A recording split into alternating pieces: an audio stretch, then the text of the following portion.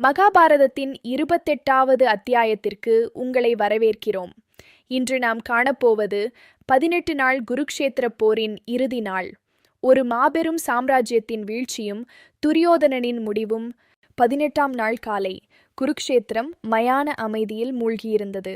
11 அக்ரோனி படை கொண்ட கௌரவ சேனை முற்றிலும் அழிக்கப்பட்டுவிட்டது.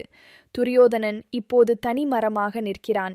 தனது சகோதரர்கள், நண்பர்கள், குருமார்கள் என அனைவரையும் இழந்த துரியோதனன் பயத்தில் போர்க்களத்தை விட்டு ஓடுகிறான். அவனது கர்வமெல்லாம் மண்ணோடு மண்ணாகி போனது. எங்கே செல்வது என்று அவனுக்கு தெரியவில்லை. அவன் ட்வைபா என மடு என்ற ஒரு ஏரியை வந்தடைகிறான். தனது மாய வித்தையை பயன்படுத்தி நீருக்கு அடியில் மூச்சு விடாமல் ஒளிந்து கொள்ள முடிவு செய்கிறான். தனது உயிரை காத்துக்கொள்ள அவன் நீருக்குள் புகுகிறான். பாண்டவர்கள் அவனை தேடி வருகிறார்கள். வேட்டைக்காரர்கள் ஒரு சிங்கத்தை தேடுவதைப் போல தர்மரும் அவரது சகோதரர்களும் கண்ணனின் உதவியுடன் அந்த ஏரியை வந்தடைகிறார்கள். அங்கே துரியோதனன் ஒளிந்திருப்பதை கண்டறிகிறார்கள். தர்மர் துரியோதனனை பார்த்து நகைக்கிறார். உலகையே ஆண்ட சக்கரவர்த்தி இன்று ஒரு கோழையைப் போல பயந்து நீருக்குள் ஒளிந்திருப்பதா? வெளியே வந்து வீர மரணமடை என்று அவனை தூண்டுகிறார்.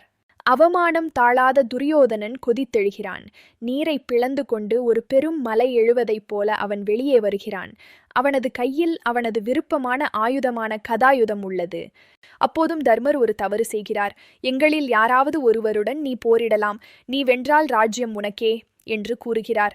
இதை கேட்ட கண்ணன் திகைக்கிறான். துரியோதனன் உடனடியாக பீமனை தேர்ந்தெடுக்கிறான்.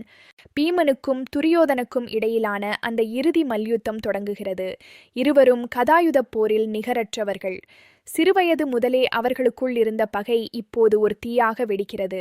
இடி முழக்கம் போன்ற சத்தத்துடன் அவர்களின் கதாயுதங்கள் மோதுகின்றன. இருவருமே சோர்வடையாமல் பல மணி நேரமாக போரிடுகிறார்கள்.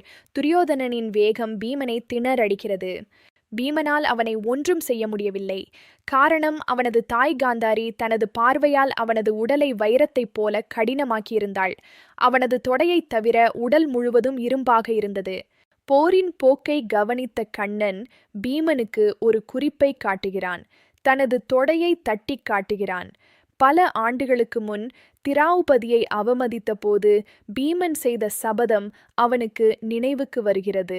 கதாயுதப் போரில் இடுப்புக்கு கீழே அடிப்பது விதிகளுக்கு புறம்பானது.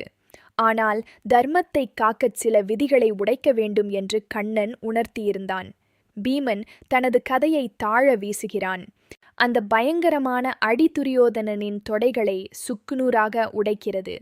வலியில் அலறியபடி அந்த மாபெரும் சக்கரவர்த்தி மண்ணில் சாய்கிறான். பாண்டவர்களின் 12 வருட கோபம் அங்கே தீர்க்கப்படுகிறது. இதைக் கண்ட பலராமன் கடும் கோபம் கொள்கிறார்.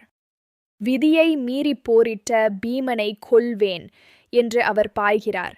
ஆனால் கண்ணன் அவரை தடுத்து துரியோதனன் செய்த அநீதிகளை நினைவுபடுத்தி அவரை அமைதிப்படுத்துகிறான். துரியோதனன் வீழ்ந்தவுடன் 18 நாட்கள் நடந்த அந்த மாபெரும் குருக்ஷேத்திர போர் முடிவுக்கு வருகிறது. அதர்மம் அழிக்கப்பட்டது. ஆனால் பாண்டவர்கள் பெற்ற இந்த வெற்றி ஒரு மயான அமைதியையே அவர்களுக்கு தந்தது. மண்ணில் வீழ்ந்தாலும் துரியோதனன் திருந்தவில்லை.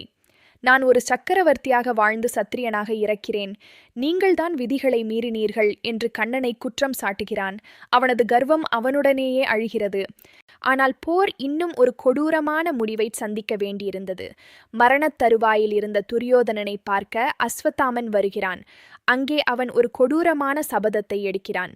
அடுத்த அத்தியாயத்தில் பாண்டவ முகாமில் அஸ்வத்தாமன் நடத்திய அந்த கோரமான நள்ளிரவு படுகொலை, வெற்றியை கொண்டாட நினைத்த பாண்டவர்களுக்கு காத்திருந்த பேரதிர்ச்சி என்ன?